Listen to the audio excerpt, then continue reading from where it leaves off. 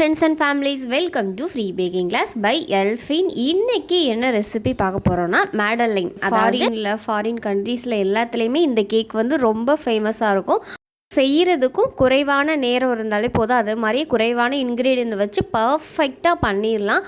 அது மட்டும் இல்லாமல் இந்த மேடலிங்கிறது வந்து மேக்ஸிமம் ஷெல் வடிவில், அதாவது சிப்பி இருக்குல்ல, சிப்பிக்குள் முத்து இருக்கும்ல, அந்த சிப்பியோட ஓடு எந்த டெக்ஸ்சரில் இருக்குமோ அந்த மாதிரி டெக்ஸ்சரில் இருக்கும். நம்ம வந்து அந்த மாதிரி செய்யாமல் கப் கேக் மாதிரி இதை எப்படி செய்யலாம்னு சொல்லிட்டு கப் கேக் மோல்டு வச்சு ஈஸியாக உங்களுக்கு புரியும்படி செஞ்சுருக்கேன். ஸோ வந்து வீடியோவை ஸ்கிப் பண்ணாமல் பாருங்கள். நீங்கள் ஃப்ரீயாகவே பேக்கிங் கற்றுக்கணுமா, பேக்கிங் கற்றுக்க ஆவலாக இருந்து பக்கத்தில் கிளாஸஸ் இல்லையா, ஜஸ்ட் எங்கள் சேனலை சப்ஸ்கிரைப் பண்ணி ஃப்ரீ பேக்கிங் கிளாஸில் ஜாயின் பண்ணிக்கோங்க. இது முற்றிலும் இலவசமாக வழங்கக்கூடிய ஒரு கேக் பயிற்சி வகுப்பு. இதுக்கு நீங்கள் எந்த ஒரு கட்டணமும் கட்ட தேவையில்லை. ஸோ வந்து சப்ஸ்கிரைப் பண்ணி ஃப்ரீ பேக்கிங் கிளாஸில் ஜாயின் பண்ணிக்கோங்க. வாங்க எப்படி செய்யலான்னு பார்க்கலாம்.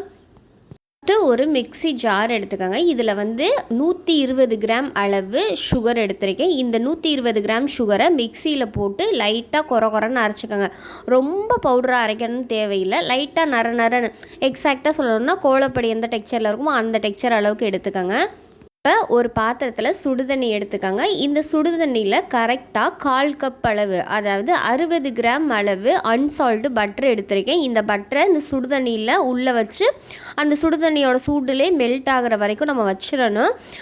நீங்கள் ஒரு பாத்திரத்தில் டைரெக்டாக ஹீட் பண்ணால் அது வந்து நெய்யாக மாறுறதுக்கு வாய்ப்பு இருக்குது. அதனால் இந்த மாதிரி தான் நீங்கள் பண்ணணும்.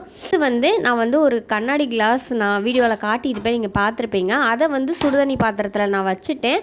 அது பார்த்தா டப்புன்னு சொல்லிடுச்சு. உடனே என்னடா உள்ளே எடுத்துகிட்டு பார்த்தா அது வெடிச்சிருச்சு.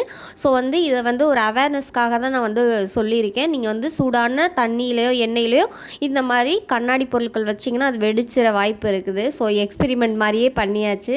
இப்போ இந்த மாதிரி பட்டர் வந்து மெல்ட் ஆகி தண்ணி மாதிரி ஒரு கன்சிஸ்டன்சியில் வந்தோடனே ஆற வச்சிடலாம், ஒரு ஓரமாக எடுத்து வச்சிடலாம். இப்போ ஒரு ஈரம் இல்லாத பெரிய பவுல் எடுத்திருக்கேன். இந்த பவுலில் ரூம் டெம்பரேச்சரில் இருக்க முட்டை வந்து நான் 3 முட்டை எடுத்திருக்கேன். கண்டிப்பாக முட்டை வந்து ரூம் டெம்பரேச்சரில் தான் இருக்கணும். கூலிங்காக இருந்துச்சுன்னா நீங்கள் பயன்படுத்தக்கூடாது. அந்த கூலிங்னஸ் போய் நல்லா நார்மல் ரூம் டெம்பரேச்சருக்கு வந்ததுக்கப்புறம் தான் நீங்கள் பயன்படுத்தணும். நான் வந்து இன்றைக்கி 3 முட்டை எடுத்திருக்கேன். இந்த 3 முட்டையும் இந்த பவுலில் வந்து நான் உடச்சி ஊற்றிக்கிறேன். இந்த 3 முட்டையை உடச்சி ஊற்றுனதுக்கப்புறம் நம்ம மிக்சியில் வந்து 120 கிராம் அளவு சர்க்கரையை பொடி பண்ணி வச்சுருக்கோம்ல, அது எல்லாத்தையும் இதில் சேர்த்துக்கலாம்.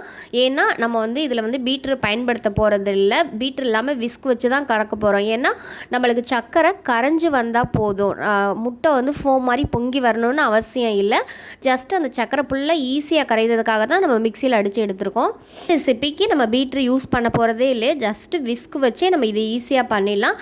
சர்க்கரை கரைஞ்சி லைட்டாக ஒரு தண்ணி கலர் மாதிரி வரும். முட்டை முழுசாக கரையிற அளவுக்கு நீங்கள் கலந்ததுக்கப்புறம் அந்த மாதிரி ஒரு டெக்ஸ்சர் கலரில் தான் இருக்கும். இப்போ வந்து நல்லா கலந்ததுக்கப்புறம் 1 டீஸ்பூன் அளவு வெண்ணிலா எசன்ஸ் சேர்த்துக்கிறேன். வெண்ணிலா எசன்ஸ் தான் நம்ம சேர்க்கணும், வேறு எசன்ஸ் நீங்கள் இதுக்கு சேர்க்கக்கூடாது. வெண்ணிலா எசன்ஸ் சேர்த்துட்டு மறுபடியும் நல்லா கலக்கி எடுத்தோன்னா இந்த மாதிரி ஒரு டார்க்கான கலர் மாதிரி வரும். அதாவது லைட் எல்லோவாக இருந்தது இந்த மாதிரி டெக்ஸ்சருக்கு வந்ததுக்கப்புறம் விஸ்கை வந்து எடுத்துகிட்டு ஒரு சல்லடை வச்சுட்டு 250 ml கப்பில் 1 கப் அளவு மைதா எடுத்திருக்கேன். 120 கிராம் அளவு மைதா, 1 டீஸ்பூன் அளவு பேக்கிங் பவுடர் சேர்த்துருக்கேன். அது கூடவே 1/4 டீஸ்பூன் அளவு உப்பு சேர்த்துருக்கேன். இந்த உப்பையும் சேர்த்துட்டு 3ஐயும் லைட்டாக மிக்ஸ் பண்ணிவிட்டு அதுக்கப்புறம் நீங்கள் ஜலிச்சு இதில் வந்து டைரெக்டாக சேர்த்துக்கலாம். இல்லை ஒருவேளை உங்களுக்கு பேக்கிங் பவுடர் வந்து கரெக்டாக மிக்ஸ் ஆகுதா இல்லையான்னு தெரியலை அப்படின்னா ஒரு பெரிய பாத்திரத்தில் மைதா, பேக்கிங் பவுடர், உப்பு எல்லாத்தையும் சேர்த்துட்டு நல்லா கலந்துட்டு அதுக்கப்புறம் நீங்கள் டைரெக்டாக வந்து மாவில் வந்து சளிச்சு எடுத்துக்கலாம். இப்போ இந்த விஸ்க் வச்சு நீங்கள் ஜென்ரலாக மிக்ஸ் பண்ணிங்கன்னா கட்டிகள் எதுவும் இல்லாத அளவுக்கு ஜென்ரலாக மிக்ஸ் பண்ணணும். ரொம்ப போட்டு தடன்னு போட்டு அடிக்காதீங்க. லைட்டாக மிக்ஸ் பண்ணிங்கன்னா இந்த மாதிரி ஒரு க்ரீமியான டெக்ஸ்சரில் வந்து நம்ம வந்து ரெடியாகி கிடைக்கும். இந்த மாதிரி டெக்ஸ்சரில் தான் இருக்கணும். பாருங்கள் எந்த அளவுக்கு ஸ்மூத்தாக இருக்குன்னு பேட்ரு. இந்த மாதிரி ரெடியானதுக்கப்புறம் நம்ம ஆல்ரெடி மெல்ட் பண்ணி வச்சுருக்கோம்ல 1/4 கப் அளவு பட்டர், அதாவது சூடு ஆறுனதுக்கப்புறம் தான் இதை பயன்படுத்தணும். நீங்கள் ஆயில் பயன்படுத்துகிறதுனாலும் பயன்படுத்தலாம். ஆனால் அந்த கரெக்டான ரெசிபியோட டேஸ்ட் வந்து அந்த ஆயிலில் வராது.